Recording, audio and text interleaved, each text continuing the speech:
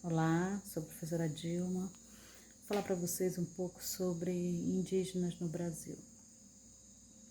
Os indígenas brasileiros, eles fazem parte de um grupo chamado de populações originárias ou populações tradicionais, que estão presentes no continente americano, que compreende a América do Norte, América Central, América do Sul, há milhares de anos. Esses indivíduos, reúnem características que são semelhantes, mas de toda forma não são iguais. Quando nós falamos indígenas, ou índios, nós imediatamente remetemos à imagem, que indica indivíduos que têm pinturas corporais, que usam pouca roupa, que moram em ocas. Essas coisas não são de todo errado, mas são elementos que tentam mostrar que os índios são todos iguais. E, na verdade, a gente deve ter em mente de que existe uma diversidade muito grande de povos indígenas. O termo indígenas, é o termo correto, inclusive, de nós utilizarmos para denominar esses grupos. E índio é como ele se auto-identifica, se autodenomina e também é reconhecido pelos seus parentes, pelos seus pares. O índio, então, é aquele indivíduo que reúne características particulares da sua comunidade, da sua etnia, do seu grupo. Muitos desses traços, foram se perdendo ao longo do tempo ou foram sendo modificados, ressignificados a partir do contato que esses grupos têm com os não índios ou com os brancos. Até a colonização, nós tínhamos uma população de aproximadamente entre 2 e 4 milhões de indivíduos. Hoje, essa população está reduzida para 890 mil indivíduos, aproximadamente. Eram mais de 1.000 línguas faladas. Hoje, nós temos aproximadamente 150 línguas indígenas faladas.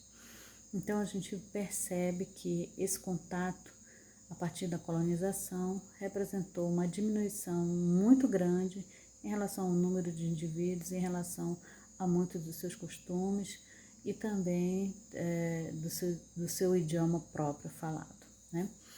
Os índios, eles vivem em comunidades, são as chamadas comunidades indígenas. Essas comunidades, então, reúnem esses indivíduos por parentesco ou por vizinhança e formam os grupos menores dentro das etnias. A gente pode dar exemplo de uma etnia, por exemplo, a etnia Acarajá. A etnia Acarajá está localizada no Brasil, ocupa parte de 4 estados: o Pará, Tocantins, Mato Grosso e Goiás. É uma região chamada de TI, Terra Indígena. Atualmente, o Brasil conta com aproximadamente 704 terras indígenas.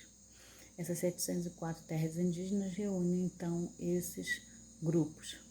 No Pará, em Parauapebas, nós também temos uma etnia, que é a etnia Xicrim.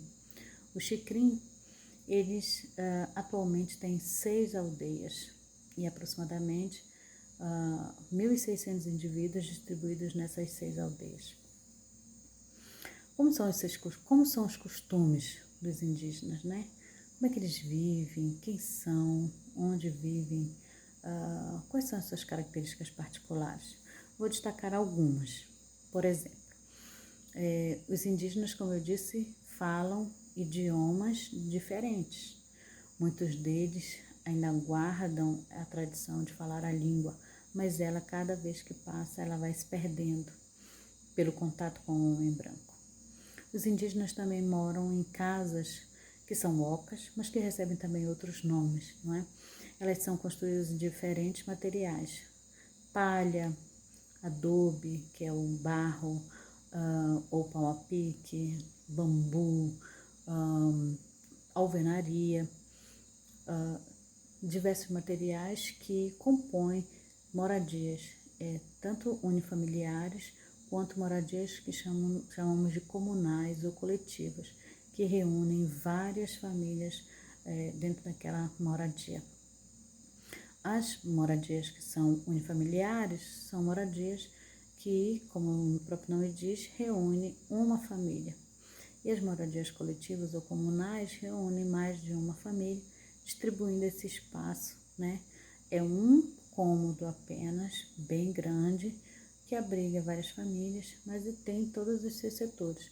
Tem a área da cozinha, tem a área onde as pessoas se reúnem, tem a área do depósito de alimentos, tem a área onde recebem os visitantes, né? Esse tipo de casa, por exemplo, nós podemos ver na tribo Yalawapiti. Outros tipos de moradia, por exemplo, o Xicrim do Cateté, hoje, a etnia Xicrim em Parauapebas, hoje ela habita em construções de alvenaria. Antigamente, na sua área de origem, era outro tipo de moradia, mas a partir do contato com o branco, a partir da mineração, a partir da necessidade deles serem retirados da Serra dos Carajás e levados para outros locais, foram construídas casas em alvenaria. Em geral, as casas elas compõem uma aldeia. Essa aldeia, em geral, também as casas são dispostas em círculo. São construídas próximas a rios, em áreas afastadas, de preferência no meio de florestas mais densas. Essa circularidade também permite que essa aldeia esteja permanentemente em contato, né? Todas as casas possam se manter em contato. No centro das aldeias existem normalmente as áreas onde são feitas as reuniões ou as chamadas casas dos homens, que são casas separadas, né? Como o próprio nome diz, para atividades específicas desenvolvidas pelos homens. Nós podemos dizer também com relação à alimentação. A alimentação ela consome uma boa parte do tempo das populações indígenas, tanto porque elas precisam produzir a maior parte dos seus alimentos, quanto elas se ocupam em desenvolver ferramentas, né, todo tipo de instrumento para utilizar na produção desses alimentos, quer seja na caça, quer seja na pesca, quer seja na roça. O indígena Xicrim, que reside em Parauapebas, ele é um indígena que tem bastante contato com o mundo branco e ele já consome uma boa parte de alimentos industrializados. Ainda assim, ele mantém a tradição de se alimentar de peixes, de caça e também de alimentos que ele próprio cultiva na sua roça. Cultiva bastante a mandioca e tiram de lá o seu alimento, produzem a farinha, né? Fazem as expedições de caça, onde os homens se reúnem para ir em busca de caça para toda a aldeia e complementam o seu alimento através da compra em estabelecimentos fora da aldeia. A pesca é uma atividade bastante específica, apesar de não ser uma regra geral de todo indígena comer peixe, se alimentar de peixe, mas grande parte deles tem a preferência pelo peixe, assim como pela caça. Existem algumas características que a gente pode dizer que são diferentes entre o modo de pescar. Eles podem pescar com flecha, com lança, com anzol, e existe uma técnica, né, que é bater o timbó. O timbó é um cipó que tem uma substância que atordoa os peixes. Então, bater o timbó significa pegar esse cipó, macerar, bater bastante esse cipó e colocá-lo na água próximo onde eles conhecem que os peixes vão circular. Isso faz com que aquele cipó ele coloque na água uma substância que atordoa os peixes e assim faz com que eles tenham maior facilidade para pescá-los. Existem outras técnicas também, né?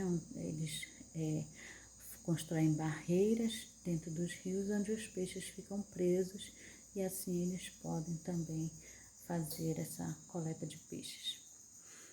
Uma outra informação né, que é interessante com relação às tribos indígenas, né, os grupos e comunidades, é que cada um deles tem suas tradições, danças, costumes, regras de convivência, relações de parentesco, jogos, brincadeiras, que são características dos seus grupos.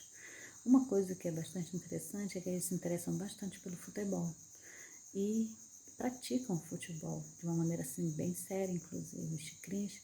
Eu tive a oportunidade de conhecer e eles jogam futebol de uma maneira bastante séria, tem times, utilizam uniformes e tanto os homens quanto as mulheres praticam o futebol. Eu perguntei certa vez, existe um mito em relação ao indígena Xicrim, que reside em Paraupebas. Perguntei se o indígena ele era rico, né? E aí um dos indivíduos me respondeu que sim, o indígena Xicrim é rico, mas é rico da sua cultura, é rico de todo momento que ele consegue preservar e manifestar a sua cultura. Essa é a sua riqueza. Poderia falar ainda de muitas outras características sobre os indígenas, mas o que a gente pode destacar como algo que nos interessa bastante é que nós possamos deixar os indígenas viver à sua maneira. Eles não são piores, não são melhores do que o não indígena, do que o homem chamado de branco. Eles vivem apenas a sua forma, a sua maneira tradicional, guardam muitos dos elementos originários da sua cultura e já ressignificaram, já utilizam, porque a cultura é algo dinâmico. Então, eles utilizam alguns elementos, participam da cultura do homem branco também, mas nem por isso eles deixam de ser indígenas. Seja pelas roupas que eles vestem, seja pelo fato de frequentarem os ambientes que nós frequentamos, ou mesmo pelo fato de eles utilizarem alguns elementos da nossa cultura, como o telefone celular ou o transporte, o carro, né, os veículos. Então, nós precisamos encarar isso com naturalidade, porque as diferenças elas existem, a cultura é dinâmica e cada vez mais a gente vai se aproximando. É necessário que a gente tenha respeito pela cultura que é diferente da nossa.